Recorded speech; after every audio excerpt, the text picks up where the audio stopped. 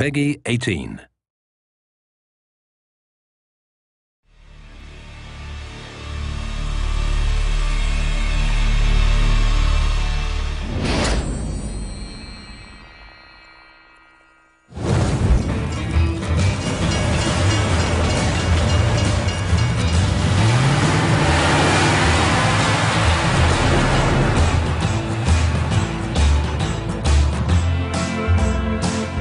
The ambition with the cutscenes is to make every single scene interesting enough in itself as something that the player would want to see. You can watch them, you get like an introduction to the level, you understand the characters a little bit more, and then you go on with the game. In a game like Hitman, where there is so much gameplay, there's so much within the game mechanics to challenge the players, the cutscenes also becomes a break between those kind of challenging gameplay moments. Damn it! Mr. Dexter is not someone that you want to mess with. I think cutscenes are getting better and better. They're actually much, much better at using the language of cinematography and of like movie storytelling and making compelling stories and characters. And this is just a natural evolution in games to lean on what we've learned from cinema. We're actually treating it like a classical movie. We're trying always to have like these, really slow dolly moves and shooting from outside the doorway into the room and trying to have this like subtle treatment of it, and it actually works really well. We have like an awesome team of animators and environment artists and lighting and comping and the composers and sound designers. I mean, a lot of people are working really hard on making them. All right, what is it worth to you? Name your price. If they convey a sense of motivation to play the game, and we've taken a lot of care to add that to Hitman Absolution. It's all well and good to be given a task to go and you have to take out a certain target, but if you can apply an emotional reason or a really solid motivation to do that, it just makes it more enjoyable and a lot more fun to play. Now listen to the city. If anyone mentions the girl, you know what to do. I'll call you. We started out wanting to do motion capture and then do voice acting separately and kind of combine it. This is a classical way, at least for us, to produce cutscenes. But we were allowed to hire real professional Hollywood actors and do the performance capture, which is basically doing motion capture, facial capture, and voice at the same time. Mr. Travis, you know this is my prayer time. This definitely reminded me of making literally a motion picture.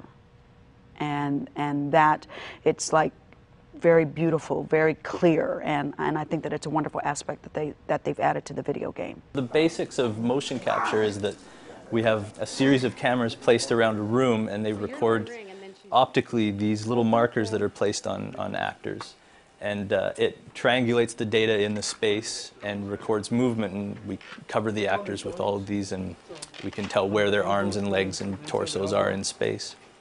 And that gets applied to the skeletons of the characters. Where performance capture comes in is similar, but on a far more subtle level. We had a helmet-mounted camera and used that as reference for keyframing. If you have to marker up the face, there's a lot of micro movements that get captured, and that goes through a similar process, but it usually requires far more cameras to pick up the smaller dots and the smaller ranges of movement. Also with ours, it required a soundproof studio, which Giant had where we shot, so we could have the actors' voices synced up with their movement and just get a more believable performance out of them. That was really important to us. Well, I always describe motion capture to people as the most natural performance an actor will ever have in the most unnatural environment.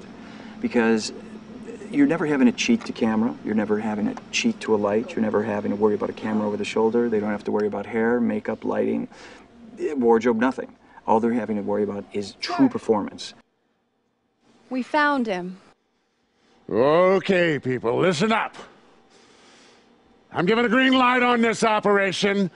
I want 47's head on a platter in front of me ASAP! The only way I can describe it is, yeah, you got the 360 because the cameras are everywhere, but you also have this monkey suit on and this silly hat with a camera sitting in front of your face. And so the focus level that it takes is unique within itself, playing a lot of technology that you're pretending is not there.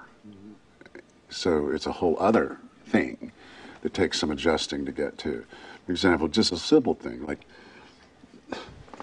see this thing right in front of your face? It's very hard to focus on the other actor if that's there, and like this character smokes.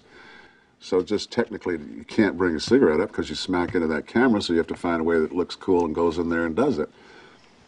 So it was challenging. The actors did have a lot of good suggestions, and they would say, this feels like out of character, and we'd be like, that's true, and we had a lot of back and forth. So we spent quite a bit of time on working with their voices, on getting a little deeper into the characters, like giving them some layers to the performances. The physicality and the origin of it is very much on the actors' shoulders, but from that point on, the animators' involvement in it shouldn't be really sold short. They add a huge amount of emotion and of physicality and everything to the scene. Wait. I heard you. You want me to snatch some chick?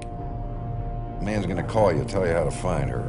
There's a convergence where the line between cutscene and gameplay is blurring, and it's a major goal for a lot of AAA games, is to have it as one fluid experience and not take the user out of the gameplay and really immerse them in the story and the characters and the universe that we've created.